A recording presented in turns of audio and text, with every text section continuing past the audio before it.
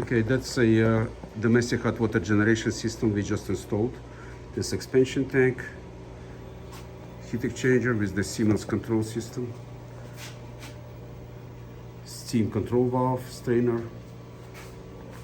condensate drops, and the steam connection. That's a water supply. This is hot water out, and it goes into these tanks. The heat exchanger, yes, domestic hot water generator, takes the water from the tanks, from the bottom of each tank, and delivers hot water to the bottom of each tank. Those tanks are 115 gallons each and made of high-grade titanium stainless steel, so they don't corrosion, not corroding, don't have any corrosion in the future. So stainless steel is the best material for the aggressive hot water. That's a recirculation pumps, which pump the water between heat exchangers and the tanks. This is some controls we installed. They're not finished yet. And that's expansion tank, another expansion tank, another generator, which basically this is two exactly the same generators. They work together. That's a existing tank which has to be demolished in the near future.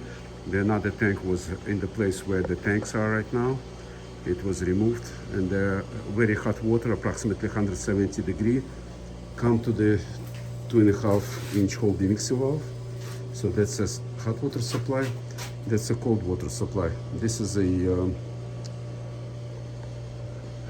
hydrolock preventing hot water from the mixing valve entering the cold water supply. And this is the bypass line. If we have to work on the mixing valve, we just shut the system down, because this is the cold water supply to the hot water supply. So we open up this valve so the tenants in the building will not leave their faucets open.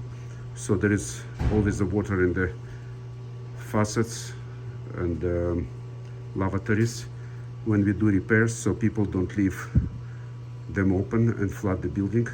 So we provide this bypass of the mixing valve on the cold water side, and then we can isolate the valve and install the drain cock, so we can work and test the mixing valve without affecting the building.